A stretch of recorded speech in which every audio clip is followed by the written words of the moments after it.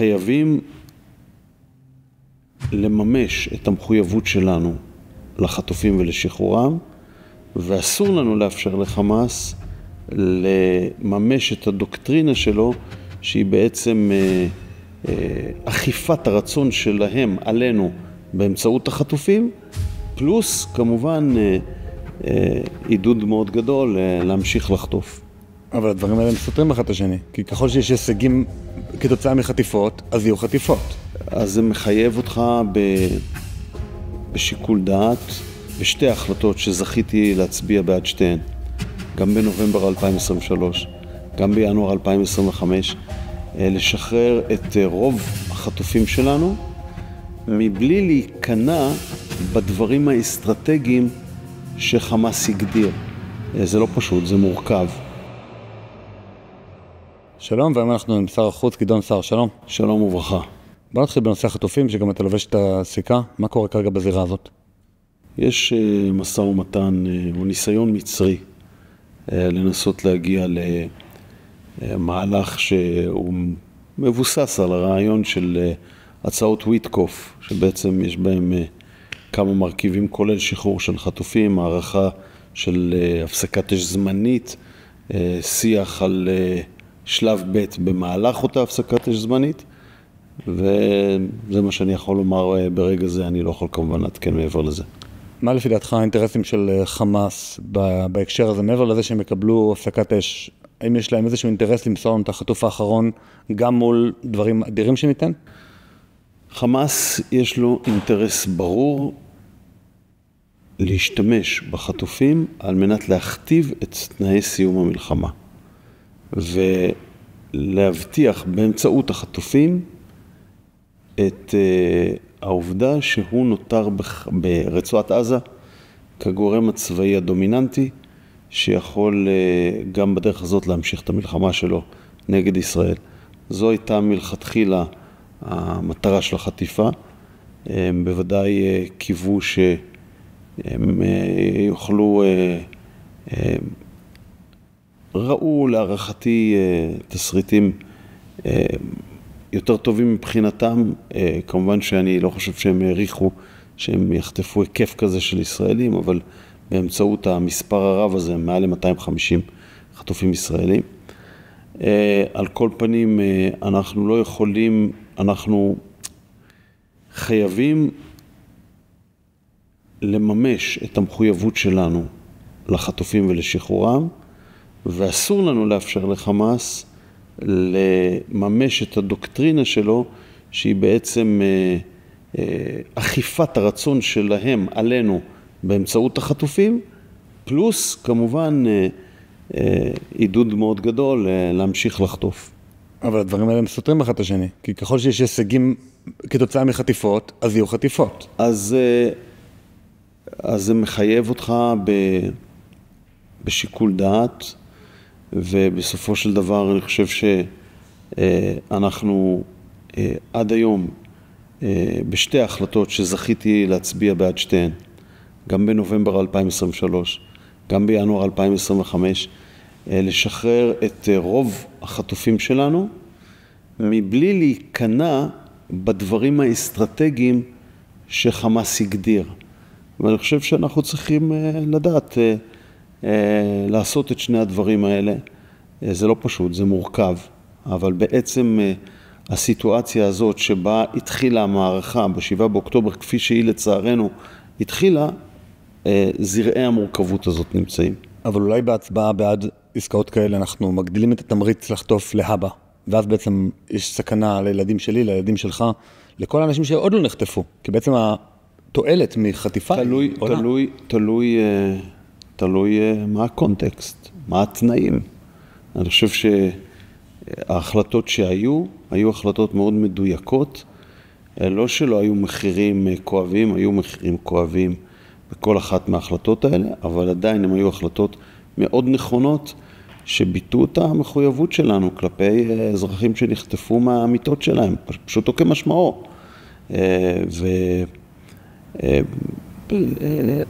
בוודאי שלא הם אמורים לשלם את מחיר המחדל הגדול הזה. יחד עם זאת, כפי שאמרתי קודם, אתה צריך להקפיד להתנהל בתבונה באופן כזה שלא מאפשר לחמאס לאכוף את הרצון המדיני שלו באמצעות נושא החטופים. אולי גישה אחרת לנושא החטופים תהיה להפעיל על חמאס מקסימום לחץ, כדי שיהיה להם אינטרס בעצם להביא את החטופים חזרה הביתה, ואולי לסיים את אני חושב שזה מה שקרה. אני חושב שהם הגיעו לשתי העסקאות שהם הגיעו בעקבות הלחץ שהיה, גם לחץ צבאי, גם לחץ מדיני. גם לעסקה השנייה? כן. כי בעסקה השנייה הזרמנו חשמל, מים, סיוע הומניטרי או סיוע לוגיסטי לאויב בשעת מלחמה בהיקפים אדירים.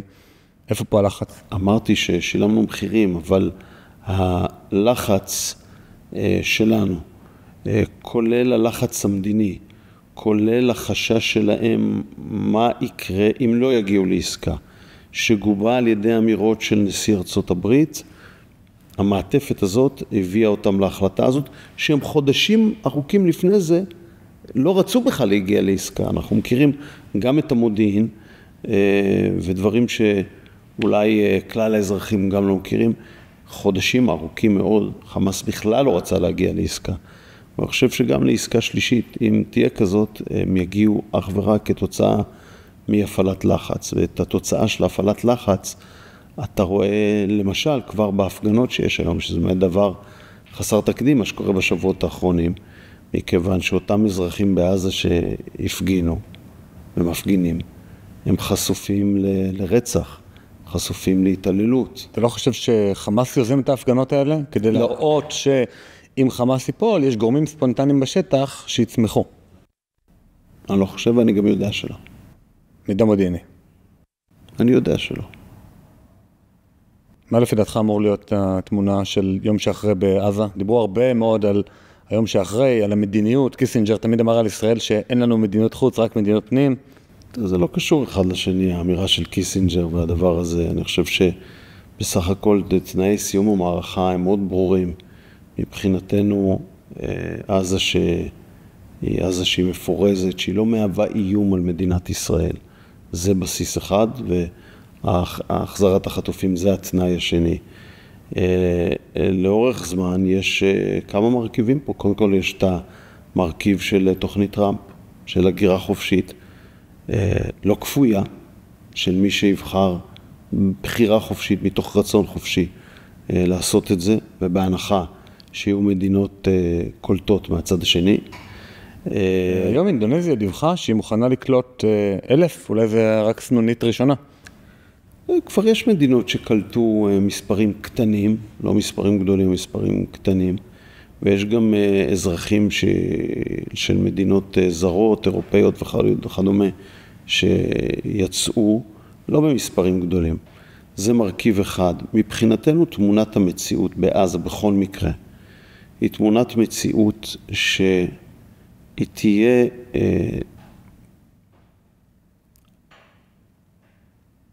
נקייה מהטרור ומההסתה, שזה ליבת האתוס הפלסטיני, שהיא הזינה בעצם במשך עשרות שנים, מקום המדינה. כששואלים אותנו אז מי ישלוט, אז אני אומר, בעיניי חשוב המה יותר מאשר המי. כלומר, על איזה תנאים אתה עומד. וכשאומרים על הרשות הפלסטינית, אני אומר פשוט מאוד שהרשות הפלסטינית זה לא איזה גחמה, שאתה אומר הרשות הפלסטינית לא יכולה להוביל תהליך של דה-רדיקליזציה. אתה רואה את זה בהתנהלות שלהם בנושא ההסתה עד היום, אתה רואה את זה בהתנהלות שלהם בתשלומים למחבלים ומשפחות מחבלים עד היום. זה הדבר שהוא שולל את האפשרות שלהם לצורך העניין הזה. לא פשוט להשגה. גם אני מניח שיהיה איזה סוג של משטר זמני כזה או אחר שנים ארוכות ברצועת עזה. אבל אם אתה אומר שהרשות הפלסטינית היא לא גורם חיובי שיכול לשלוט שם, אז למה הוא יכול לשלוט ברמאללה? למה הוא יכול לשלוט בג'נין, בשכם? למה הוא יכול אפילו לתת קצבאות, כמו שאמרת, לערביי ישראל שעושים פיגועים? שאלה מצוינת. השאלה האם יש לך בשלוף גורם אלטרנטיבי טוב יותר, במקום הרשות הפלסטינית, לשטחי יהודה ושומרון, בהנחה שאתה לא רוצה בעצמך לשלוט על הערים הפלסטיניות, על ג'נין ועל... למה להניח את זה כאילו כהנחת יסוד לדיון? שלטנו שם במשך הרבה שנים, עד הסכמי אוסלו, עד 87. סליחה, עד 92.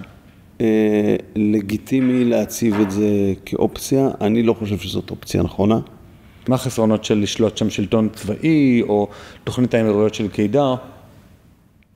תוכנית האמירויות, תוכנית שאפשר לשקול אותה, אתה צריך לראות שיש לך באמת פרטנר אמיתי.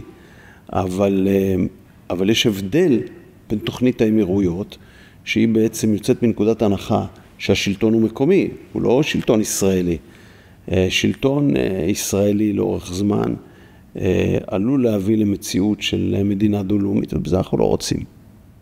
למה, נגיד, ארצות הברית שולטת בפורטו ריקו, לא מעניקה להם זכויות בחירה לקונגרס, לסנאט, לנשיא, ועדיין היא הדמוקרטיה המפוארת בעולם?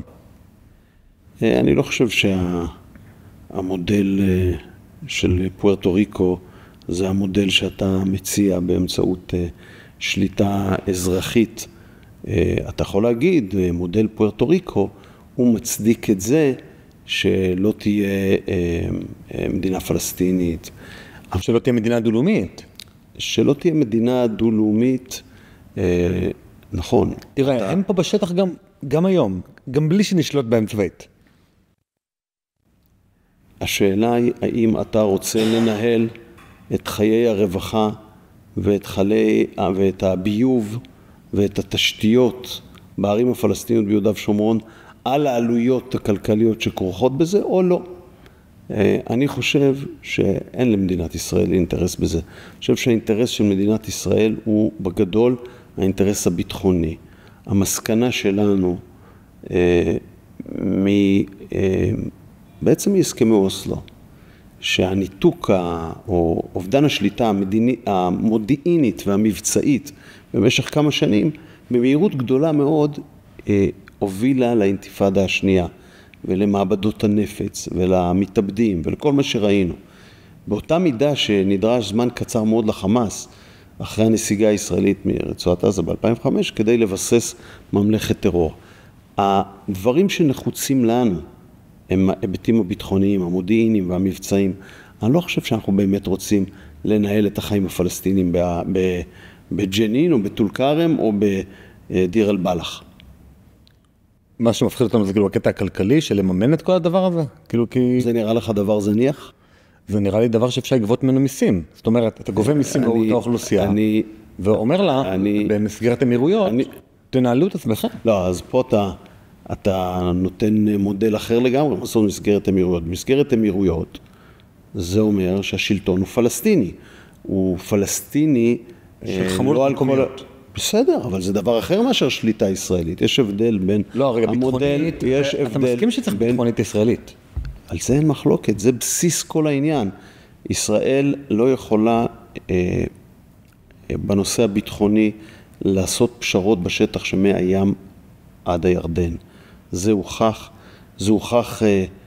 כבר באינתיפאדה השנייה, זה הוכח בצורה הכי קשה שיכולה להיות ב7 באוקטובר, זה הבסיס להתנגדות למדינה פלסטינית, אבל איננו שוללים שלטון עצמי בהיבטים האזרחיים. ההבחנה הזאת היא הבחנה חשובה, היא חשובה בהיבט הכלכלי כמו שציינת, היא חשובה בהיבט הבינלאומי, והיא גם נכונה. היא נכונה כשלעצמה. כן, אם אנחנו בעצם מסתכלים על עזה שוב, איזה תגמול צריך להיות בתמונה של היום שאחרי? יש דיבורים על לקיחת שטח, על תוכנית האלופים שהייתה בכותרות לפני כמה חודשים, צפון עזה, לפנות, אתה אומר רק הגירה בהסכמה או ברצון חופשי. כל שנה אנחנו משלמים עמלות באלפי שקלים לבנקים, לבתי השקעות, לחברות הביטוח, לקרנות הפנסיה ולחברות האשראי, וכולם אומרים לך, לך תתמקח איתם. אבל בואו, זה הרבה יותר קל להגיד מאשר לעשות. רציתי להמליץ לכם על בטר. זו קבוצה של מומחי הייטק ופיננסים שהבינה שהדרך היחידה לנצח את השיטה ולחתוך את העמלות אחת ולתמיד היא באמצעות הטכנולוגיה. הם פיתחו פלטפורמה שיודעת לעשות אנליזת עומק לתמונת המצב הפיננסית שלכם, או במילים אחרות יודעת איפה הכסף שלכם נמצא וכמה אתם משלמים עליו לכל הגופים, מצליבה את כל הפרמטרים הרלוונטיים אליכם באופן אישי, עם התוכניות שמציעים, עם כל הגופים הפיננסיים, 24/7. מגיבה לשינויים בשוק, מוצאת את האלטרנטיבות הכי רלוונטיות עבורכם, ומאפשרת לכם לחתוך את העמלות בלחיצת כפתור. סריקת החסכונות של החברה היא ללא עלות, והחברה מרוויחה רק ואך ורק אם הצליחה לחסוך לכם כסף, והם לא נותנים לאינטרסים אחרים להשפיע על השירות שמספקים. לפרטים נוספים חפשו בטר טכנולוגיה, או ייכנסו לקישור המצורף בתיאור הפרק. אני חושב שגם המציאות הטריטוריאלית תשתנה. אני הבאתי לקבינט הביטחוני באוקטובר, כשהגדרנו את מטרות המלחמה, את נושא מה שנקרא היום שטח החיץ, שהוא גם יש לו משמעות טריטוריאלית. כן, הוא בוצע גם בשטח, אפשר לראות בצילומי לוויין. נכון, אבל המבחן יהיה לאורך זמן. מבחן הוא לא היום, שאנחנו עדיין בלחימה, מבחן יהיה לאורך זמן, ויש לו משמעות טריטוריאלית, והוא גם מייצר מצב מהותית שונה. מה זה המצב השונה? שאזרחים נמצאים מאחורי החיילים, לא לפני החיילים. זאת הבחנה מאוד חשובה. תסביר את זה רגע, לא הבנתי. שלמעשה אתה צריך קו מגן ביטחוני לפני היישובים האזרחיים. זה אחד הדברים החשובים ביותר. ובעצם מה שקרה, שהמרחק אפס פלוס סוג ההיערכות, פלוס ההיערכות הדלילה, הביאו לכך שההגעה לאותם היישובים, בתנאים של הפתעה מודיעינית, הייתה עניין של דקות. אני לא רוצה לבוא ולהפריז, מכיוון שגם היום כשאנחנו מדברים על השטח הזה, זה שטח קטן, אבל הוא מייצר את ההבחנה שהחיילים נמצאים מול האויב לפני האזרחים, ולא אחריהם. כלומר שיש איזשהו עומק. נכון. מינימלי. מה לגבי מיקוש? אתה יודע, בסופו של דבר, הוראות הפתיחה באש, אני רוצה רגע להסביר את המורכבות, כי הוראות הפתיחה באש בעצם אפשר לבוא ולהנדס אותם בכל מיני דרכים משפטיות מאוד מאוד מורכבות, ואז החייל הופך להיות סוג של עורך דין. אני העליתי גם את האפשרות של המיקוש בישיבות שהתקיימו. בסופו של דבר, צה"ל חייב לגבש דוקטרינת הגנה חדשה בעקבות 7 באוקטובר. וזו דוקטרינה חדשה למרחב החיץ, לא רק שאסור להיכנס אליה, או שהיא צריכה להיות ללא נוכחות פיזית, אלא גם למשל פתרונות מהסוג הזה. כן, כי בסופו של דבר אפשר להגיד שהעיקרון היסודי בהגנה זה לעכב עד התקפת הנגד. אין דרך אחרת להגן. נכון, ובפרט כשאתה מדבר על באמת מרחק של קילומטר או 2 קילומטר בין... מרחק של ריצת ברור, של 7 דקות, 10 דקות. נכון. קודם כל, אין תחליף במסגרת תפיסת הגנה חדשה כזאת, לנוכחות צה"לית הרבה יותר מעובה. כל המושגים של טרום 7 באוקטובר, המספרים שהיו על הגבול ב7 באוקטובר. הנה, עכשיו יש עוד צרציות. הדממה. פסח, יש עוד צרציות? סוף סוף. במקום שיהיה... זה כבר... הדממה. אני חושב שהמושג הזה של הדממה, במידה רבה צה"ל נפרד ממנו. הוא היה בפסח שעבר, והוא היה בסוכות האחרון. אבל אני אומר, אני חושב שהוא נפרד ממנו. אני מקווה שאני לא הרמטכ"ל החדש. ככה אני שומע. וכמובן שהיקף היציאות יכול להשתנות, אבל התפיסה של הדממה היא תפיסה שמדינת ישראל בתנאים הגיאופוליטיים הביטחוניים שלה לא יכולה להרשות לעצמה. בוא נדבר קצת יותר רחב, גם הזירה הסורית השתנתה לחלוטין ממשטר אסד למשטר ג'ולני. יש דיבורים על איזשהו שיתוף פעולה בינינו לבין הדרוזים, מה אתה יכול לספר לנו על זה? או מה האסטרטגיה שמה? יש מספר מרכיבים. המרכיב הראשון הוא תפיסת ההגנה, והוא במידה רבה קשור לנושא הקודם בשיחה שלנו. כלומר, אנחנו חייבים לוודא מניעה של התפתחות של הפיכת חזית הגולן לחזית נוסף מול אויב אסלאמיסטי, מול אויב טרוריסטי. ויש גורמים שרוצים לעשות את זה. אנחנו יודעים שהחמאס והג'יהאד האסלאמי שנוכחים בסוריה מאוד מעוניינים לפתוח משם חזית נוספת. אז הדבר הראשון הוא הגנתי, הוא מניעת האיום מתוך תפיסה שיש לנו יישובים ברמת הגולן, שיש להם קרבה רבה לקו הגבול ואנחנו צריכים להגן עליהם. ואני חושב שהיום הנוכחות שלנו בשטח החיץ, היא נותנת לנו הגנה יותר טובה בהיבט הזה. היא בעיקר צפונה, לא? זאת אומרת, צפונה על רכס החרמון. לא, מה לגבי דרום רמת הגולן? היא נותנת לנו, לא, היא לאורך השטח כולו. כן, אבל זה מאוד מאוד צר בדרום רמת הגולן. התפיסה הייתה של שטחים שולטים, לא של שטחי ענק. לצד השטח שנתפס, יש שטח שבו יש פעילות, יש, נקרא לזה, שטח השפעה, זה לא שטח שאתה מנותק ממנו לחלוטין. על כל פנים, יש מימד הגנתי מובהק. הצד השני נוגע ליחסים שלנו עם מיעוטים, ועם הדרוזים הוא יותר קל במובן הזה שיש לנו קרבה טריטוריאלית או רצף טריטוריאלי מהגבול שלנו. הקורדים נמצאים בחלק הצפוני של סוריה, ואנחנו מקיימים קשר איתם וגם מקיימים סיוע הומניטרי וכדומה. הדבר השלישי הוא חשיבה צופה פני עתיד. אני מאוד מקווה שסוריה לא תהפוך לפרוטקטורט טורקי. מהטעם הפשוט, אנחנו נוכחנו לדעת שלמרות שאנחנו רחוקים מרחק גדול מאוד מאיראן, איראן היה לה גבול איתנו. לנו לא היה גבול איתה, אבל לה היה גבול איתנו. בלבנון, בעזה, הם גם ניסו בסוריה. אבל טורקיה, לכאורה, ולכן, ואין לנו עניין, זה המשך המשפט, אין לנו עניין בגבול עם טורקיה. ופה צריך יהיה לראות מה הכוונות של המשטר החדש בסוריה. אין לנו עניין בעימות, לא עם המשטר החדש בסוריה, לא עם טורקיה. יש לנו עניין להבטיח את הביטחון שלנו, אבל לא מתוך תפיסה קצרת טווח. אבל טורקיה לכאורה בעלת ברית היא מדינה שהיו את הקשרים צבאיים, קשרים ביטחוניים, קשרים מאוד מאוד טובים לאורך השנים. זאת אומרת, בשנים האחרונות פחות, אבל... אמרת, בשנים האחרונות פחות. ואיך בכל זאת ארצות הברית אולי יכולה לעזור לרסן את טורקיה? יכולה לעזור אם נצטרך עזרה, אבל בסופו של דבר, קודם כל בוא נגדיר לעצמנו את תמונת העתיד, מה אנחנו רוצים, מה אנחנו לא רוצים. זה דבר מאוד חשוב. קודם כל הממד הראשון הוא הממד של ההגנה או הממד של הביטחון.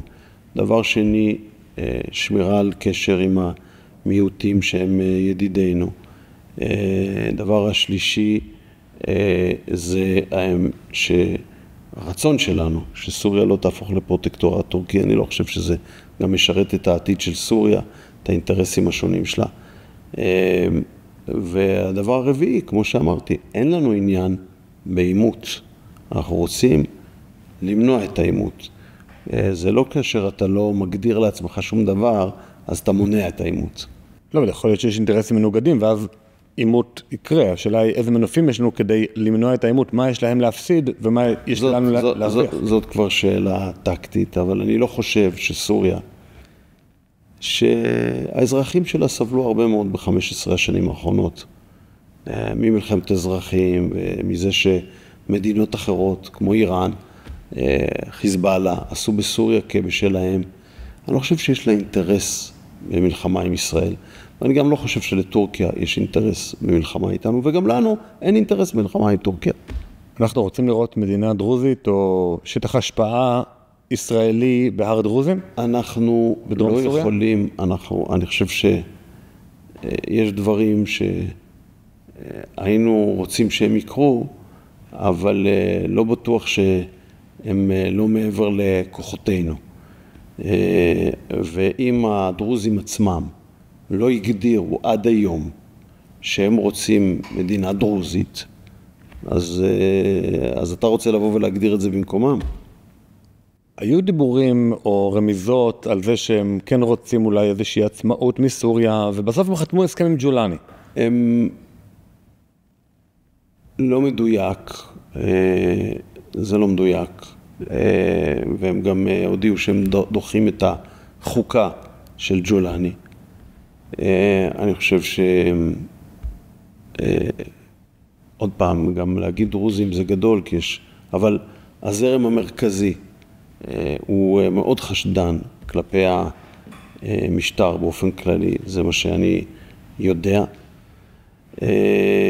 ובסופו של דבר, אם הוא יחליט דבר כזה או אחר שהוא לטובת האינטרס שלו, אז הוא יחליט את זה, אתה לא תוכל למנוע ממנו להחליט את זה. בוא נדבר על איראן, שזה עוד תפוח אדמה לוהט שמאוד אקטואלי בימים האלה. מדברים על משא ומתן ישיר בין ארצות הברית לאיראן. איך אתה מנתח את מה שקורה שם? ראש הממשלה חזר היום מביקור בוושינגטון. אני חושב שאנחנו הבהרנו את היעד. היעד זה למנוע מאיראן להשיג נשק גרעיני. מעבר לזה, כל הפטפטת בדבר האמצעים להשיג את היעד, היא מיותרת בעיניי. האם אנחנו אין עדיפות למשהו? נגיד, דווקא להתקפה, דווקא להפעלת כוח נגד איראן אחרי שהם הפעילו עלינו כוח כל כך הרבה פעמים, דרך פרוקסיס? הם הפעילו, וגם אנחנו הפעלנו, אני חושב שהם עדיין נמצאים תחת הרושם של ההתקפה שלנו בסוף אוקטובר. לא דרדלה? התקפה בסוף אוקטובר שהייתה? לא, התקפה הראשונה עליה בן גביר אמר דרדלה, אבל להתקפה השנייה... אני לא יודע, בראשונה אני לא הייתי חבר הממשלה, בשנייה אני הייתי. ואני לא חושב שאפשר להגדיר אותה כדרדלה, אני חושב שהיא הייתה מדויקת ומושכלת ואפקטיבית, אבל איפה אנחנו היינו? אנחנו נכנסנו לתת שאלות משנה. לא, איך עדיף להגיע? אני כאילו, off the record. איך עדיף להגיע למטרה? להגיע למטרה. לא, תתחיל למשפט להתחלה. אני מתייחס ליעד, אני לא מתייחס לאמצעים. אם תוכל להשיג את פירוק תוכנית הגרעין האיראנית באמצעות משא ומתן מדיני שארצות הברית תקיים, אתה תתנגד לזה? אני לא חושב שמישהו יתנגד לזה. אני חושב שעדיף צבאי, כי אז אתה גם משדר להם את זה שאתה לא מפחד מהם. אני לא חושב אני חושב אני לא מסכים עם ההגדרה שלך.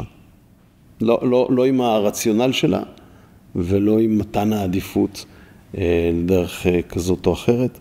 אני יכול להטיל ספק בסיכויים להגיע להסכם עם איראן, אבל זה דבר אחר. אבל לא יכול לשלול את הדרך הזאת, מכיוון שגם לדרך צבאית יש מחירים. היא לא נטולת מחירים. ולכן מה שחשוב... לא השתמשו בכל הארסנל השונה שלהם נגדנו? מה שחשוב הוא להיות רציניים לגבי השגת היעד. אם אתה רציני לגבי השגת היעד, אתה גם תשיג את היעד, וזה הדבר החשוב. אתה לא חושב שהם כבר הפעילו את כל מה שהם יכולים נגדנו, ומעכשיו אין להם יותר? הטילים שלהם, חלקם הגדול בכלל לא הגיע, חיל האוויר שלהם מיושן, הפרוקסיס שלהם הושמדו. מה עוד הם יכולים לעשות? גישה שחצנית ושגויה.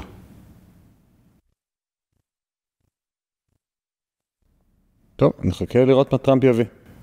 לא, אני אומר, להגיד, האויב לא יכול לעשות לי כלום. יותר ממה שהוא ניסה עד כה. תקשיב, אני לא אכנס לדיון הזה, שיש לו ממדים אופרטיביים, ברבים, זה שגוי. אבל אני אף פעם לא הייתי מאלה שזלזלו באויבים שלנו. צריך להיות נחושים להשיג את המטרות שלנו, להשתדל לא לזלזל באויבים שלנו. פשוט אני מעדיף... הם לא כל כך... להיות בצד היוזם. זאת אומרת, אם האויב שלי הוא באמת אויב שלי, אויב מושבע שלי, הוא ימצא את הזמן. גם אני מעדיף להיות בצד היוזם. אבל ניתן סיכוי לדיפלומטיה, לפני. אתה, למיטב ידיעתי, אתה לא מקיים משא ומתן עם איראן. ארצות הברית החליט על קיים משא ומתן עם איראן. נכון. יש כאלה שמאמינים שאנחנו מנהלים את וושינגטון. הם באמת מאמינים בזה. כן. אני חושב שיש לנו בהחלט יחסים מאוד אינטימיים וקרובים עם וושינגטון, ובוודאי עם הממשל הנוכחי, אבל אנחנו לא מנהלים את וושינגטון. לא, ברור שלא. השאלה אם מדינת ישראל יכולה להיות אוטונומית בזה שהיא תוקפת את איראן. קודם כל, מדינת ישראל יכולה הכל, אבל אם אתה רוצה ממני הצהרות לעניין הקונקרטי, לא יהיו. אז בוא נדבר על טראמפ והמכסים. יחסי ארצות הברית ישראל, לאחרונה הוטלו מכסים על הרבה מאוד מדינות בעולם, ובכללן ישראל. ישראל אומנם במדרגה הנמוכה, 10%, אבל עדיין צעד משמעותי. איך מתמודדים עם זה? אני לא עסקתי בנושא הזה, עסקו בזה ראש הממשלה ושר האוצר, ואני היום מתעדכן מה היה בדיוק בפגישה בין ראש הממשלה לנשיא ארצות הברית בעניין הזה, ולכן אני לא הייתי רוצה להרחיב בנושא הזה. אוקיי. אתה פועל הרבה בשביל למנוע את צווי המעצר שהוצאו נגד גלנט וראש הממשלה ב-ACC. מה אתה יכול לספר על החזית הזאת? אני לא פועל כדי למנוע את צווי המעצר, כי צווי המעצר כבר הוצאו. כן.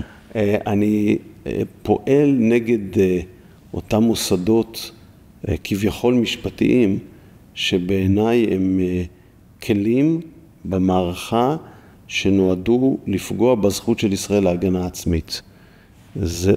זאת סכנה מאוד גדולה, מאוד מאוד גדולה. כי קודם כל ההליכים האלה לא נגמרו בצווים שהוצאו. מי שמשלה את עצמו שזה מאחורינו, לא. יש עוד הליכים ב-ICJ, יש מערכת שהיא פוליטית לחלוטין ב-ICC, ובעצם היא נועדה לפגוע בזכות שלנו להגן על עצמנו. אז אנחנו קודם כל נעשה דבר גדול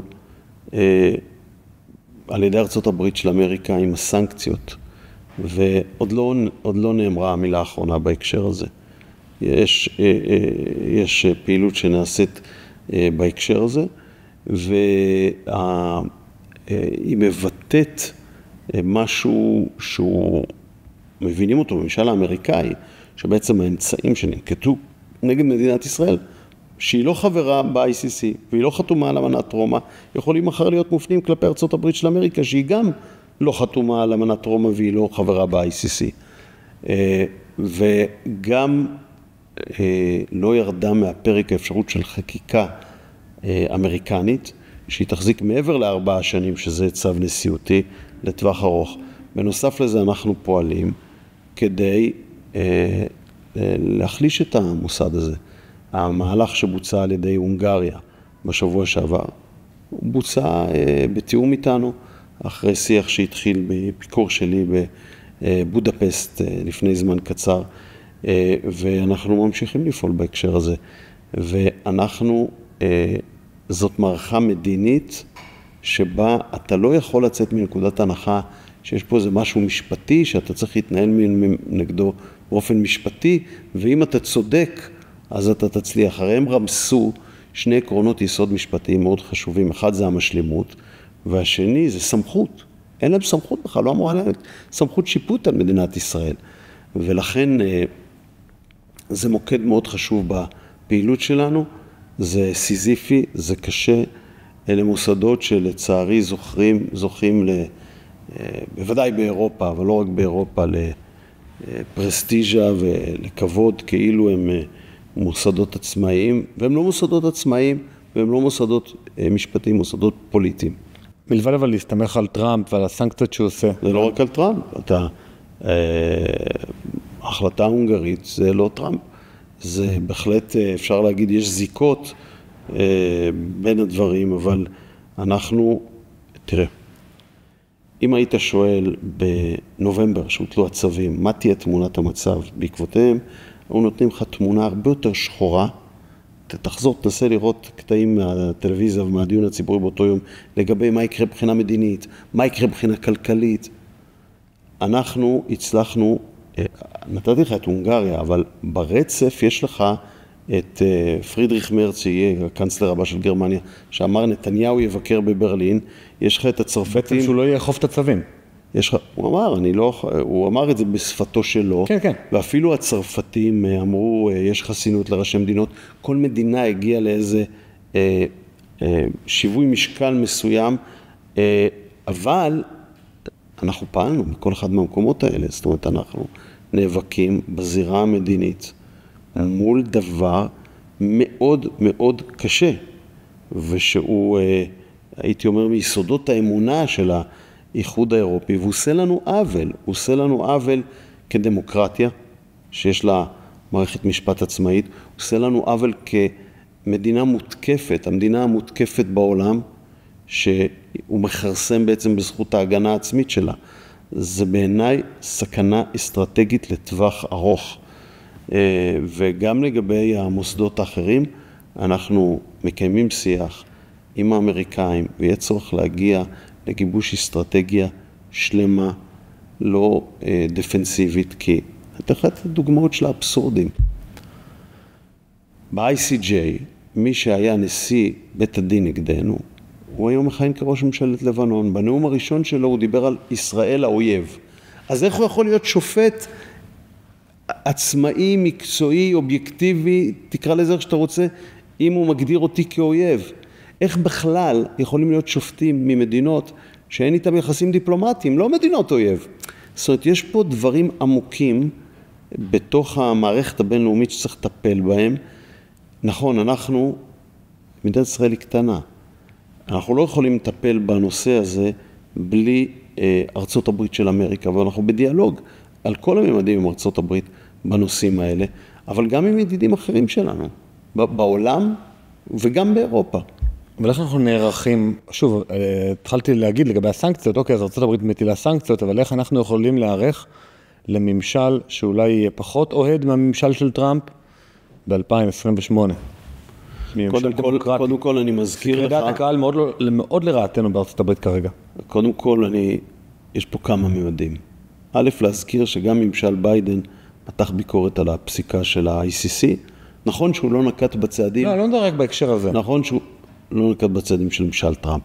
יש אתגר עמוק שהוא בליבת החשיבה שלנו, וזה הדיפלומטיה הציבורית. המשרד הזה, כמו משרד החוץ בעולם, היה תמיד משרד של דיפלומטיה, והצד של הדיפלומטיה הציבורית היה צד חלש. מה זה? מה זה דיפלומטיה ציבורית? מה שבלשון העם נקרא הסברה, אני קורא לזה מלחמת תודעה, אבל המשמעות היא בעצם, אתה לא יכול רק לדבר עם המנהיגים ועם הנבחרים, עם השרים, עם חברי הפרלמנט, אתה חייב להגיע גם לדעת הקהל, כי בעיקר במדינות דמוקרטיות, אם כי גם במידה מסוימת במדינות לא דמוקרטיות, המדינאים מושפעים מדעת הקהל. הייתי באיטליה לפני שהתמניתי זמן קצר, אמרה לי חברת פרלמנט שהיא מאוד ידידותית, אני בעד ישראל והייתי רוצה לעשות יותר למענכם, אבל אני לא יכולה לעשות יותר ממה שאני עושה, כי דעת הקהל נגדכם. ואנחנו חייבים להיות במקביל לקיים את הקרב הזה כפול על דעת הקהל, שזה מה שקראתי הדיפלומטיה הציבורית, ועל מקבלי ההחלטות. ובתוך זה, בתוך המארג הזה, מה שאתה אמרת,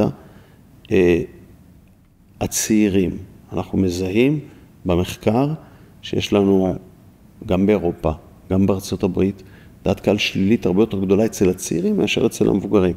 ואנחנו במסגרת אותה תוכנית שאנחנו מגבשים עכשיו, אנחנו נעבוד על מענים ייעודיים, ונצטרך לעבוד על דעת הקהל הצעירה, ולנתח מה הדברים שמשפיעים ואיך להשפיע. זה היום מוקד בפעילות של משרד החוץ כבר. זה לא היה. מה דעתך על צעדים שנגיד מפריטים חלק מפעילות ההסברה?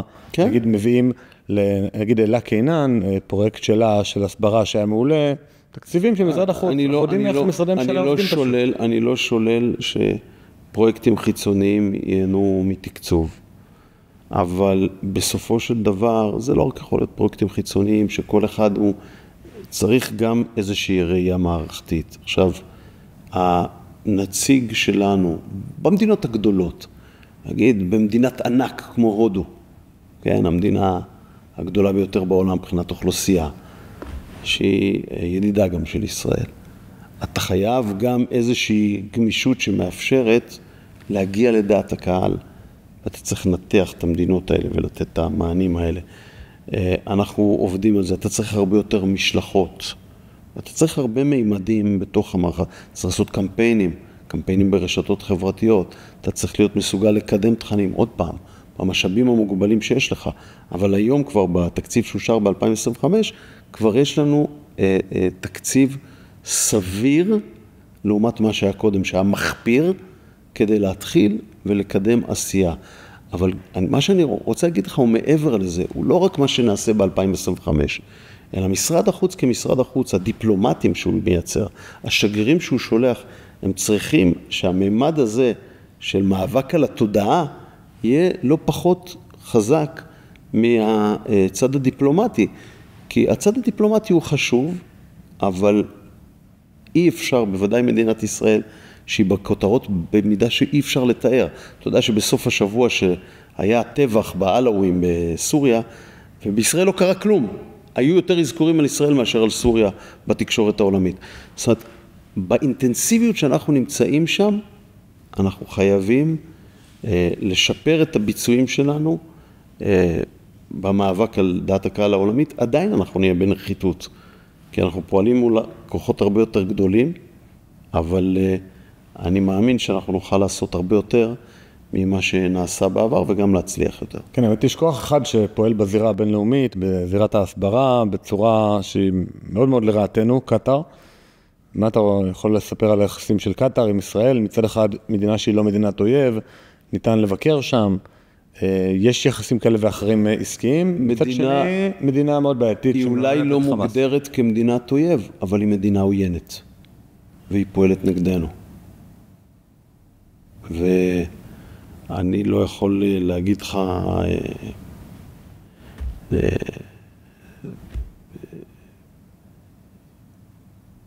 יותר מזה מבחינת תיאור המהות. כולם יודעים שקטר היא מנוע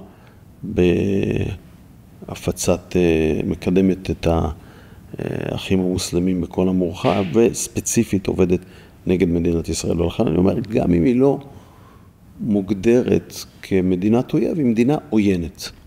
היא גם משקיעה המון כסף בדיפלומטיה ציבורית. היא משקיעה, נגיד, ברצלונה, קבוצת הכדורגל, נקנתה על ידי קטר, המונדיאל. היא מבינה שבסוף אתה מכשיר את עצמך דרך כדורגל, דרך ספורט. אני מאוד אוהב כדורגל, והייתי גם במונדיאל במוסקבה למשל, אבל לקטר לא העליתי בדעתי לנסוע. היו אחרים שנסעו וקיבלו גם מקומות בגמר. אני יכול לדבר על עצמי, לגבי אחרים, תשאל אותם. אוקיי. אני אומר, זאת מדינה עוינת שעובדת נגדנו. נכון שבקונטקסט של שחרור החטופים, בחרנו בהם כמתווכת, הסכמנו לזה. קיבלנו החלטה שהם יהיו מעורבים דווקא מתוך ראיית הקרבה שלהם לחמאס, לא מתוך אשליה שהיא מתווכת הוגנת. כלומר, המושג תיווך בהקשר הזה הוא קצת לא שייך. כן, אבל היא גורם מעורב שיכולה להיות לו השפעה. זאת החלטה שקיבלנו, אבל דווקא מתוך הניתוח של המיקום שלהם ביחס לאויב. בוא נדבר על הסכמי אברהם, כי זה גם קשור למפרץ הפרסי, איפה ששוכנת קטר. הסכמי אברהם עם בחריין, אמירויות, אחר כך גם מרוקו הצטרפה. אנחנו נרחיב את זה לערב הסעודית?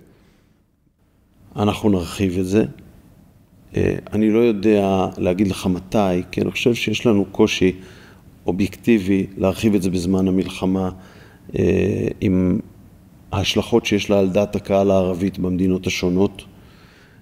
אבל אני משתדל להסתכל על החצי הכוס המלאה, ולומר, עובדה, אף אחד מהמדינות שיש להם יחסי שלום איתנו או נורמליזציה, לא נתקע את היחסים בעקבות המלחמה. וזה נתון מאוד מרשים, להתחשב במה שהיה על המסכים ברשתות הערביות. ולכן אני אומר שזה מסמן את הכוח של הגישה של הסכמי אברהם, ואני בטוח שהסכמי אברהם זאת גישה שתנצח בעתיד ותתבסס והיא גם תתרחב. מתי נוכל לעשות עם סעודיה? אני באמת לא יכול לומר. באופן טבעי זה מאוד מסובך לעשות בזמן המלחמה. הדרישות הסעודיות אבל כוללות איזשהו שדרוג במעמד של הפלסטינים, מה שכמובן נפגע בנו. אז איך אתה רואה את הדרישות הסעודיות? יש להם את העמדות שלהם, ולנו יש את העמדות שלנו. אנחנו לא מוכנים למדינה פלסטינית, ואני לא חושב שיש איזשהו תמריץ שיכול לתת למדינת ישראל, שתמורתו היא צריכה להסכים למדינה פלסטינית. יחד עם זאת, אני רוצה לומר שלהערכתי, כאשר מתנהלת מלחמה, אז גם הגישה הסעודית היא יותר קשיחה בנושא הזה. לא צריך לנתח את זה דווקא בנקודת הזמן הזאת. בוא נדבר על לבנון. לבנון, חיזבאללה, חלק גדול מכוחו הושמד, אבל אתה דיברת על נורמליזציה עם לבנון. למה לא הסכם שלום? דיברתי על זה, או לאשרר מחדש את ההסכם של 1983. סליחה, לא לאשרר מחדש, שהם יאשררו, אנחנו כבר השררנו אותו. דיברתי על זה שאנחנו היינו רוצים להגיע לנורמליזציה ולשלום עם לבנון. זה כמובן תלוי בהם. אין ספק שהם מרגישים לפחות שזה מוקדם מדי בשלב הזה. אני טוען שרק השתחררות מהכבלים של הכיבוש האיראני באמצעות הכוח שעדיין יש לחיזבאללה בתוך לבנון, הצבאי, תאפשר מרחב חופשי של החלטה ללבנון. הם עדיין לא שם, אבל אני חושב שאנחנו צריכים להגיד את זה, שזה העניין שלנו, ואנחנו מוכנים לזה. הרי אין לנו סכסוך אמיתי עם מדינת לבנון, אין לנו. זה גורמים שהשתלטו על לבנון והכתיבו אג'נדה, והם עדיין במידה רבה בעלי הכוח, למרות שהם מאוד נחלשו, וצריך להציב את העמדה הזאת ולומר אותה. גם אם היא לא תקרה עכשיו או בטווח הזמן הקרוב. איך אפשר לדחוף לשם, כדי שלבנון תגיע לנורמליזציה או להסכם שלום? זו שאלה שתלויה ברצון הלבנוני, והרצון הלבנוני תלוי בעיקר לדעתי במשוואת הכוח בתוך לבנון. ככל שצבא לבנון וממשלת לבנון יהיו יותר חזקים ביחס לחיזבאללה, הסיכוי שתגיע לשם גדל ולהפך. וכרגע, כמו שאמרתי, החיזבאללה מאוד נחלש, אין לו גם לגיטימציה מתוך החברה הלבנונית להמשיך במלחמה נגד ישראל. לכן הוא פרש מהמלחמה לפני מה שהוא תכנן. הרי הוא אמר, כל עוד יש מלחמה בעזה, אנחנו ממשיכים להילחם. הם ירדו מהדבר הזה, כי פשוט גם לא הייתה להם לגיטימציה בתוך החברה הלבנונית להמשיך במלחמה נגד ישראל. אבל עדיין הם אוחזים באותה תפיסה אידיאולוגית נגד מדינת ישראל. ועדיין נעשה מאמץ איראני גדול מאוד לשקם אותם, להעביר לשם כסף, לחמש אותם מחדש. יותר קשה להם, בין היתר בגלל נפילת השלטון של אסד בסוריה, אבל המאבק הזה הוא מאבק מתמשך, והוא אינטרס משותף של לבנון וישראל. רק צריך להבין שבלבנון חיזבאללה הוא גם גורם צבאי חזק מאוד, גורם פוליטי קצת יותר חלש בממשלה הנוכחית מכפי שהוא היה בקודמתה. העדה השיעית, שהיא בסיס הכוח שלו, היא 30% מאוכלוסיית מדינת לבנון. אגב, גם בה הלגיטימיות שלו נפגעה בזמן. בתוך העדה השיעית. כן, במידה מסוימת, לא כפי שזה קרה באוכלוסייה הנוצרית או הסונית, אבל הייתה שחיקה מסוימת גם בבסיס הכוח שלו.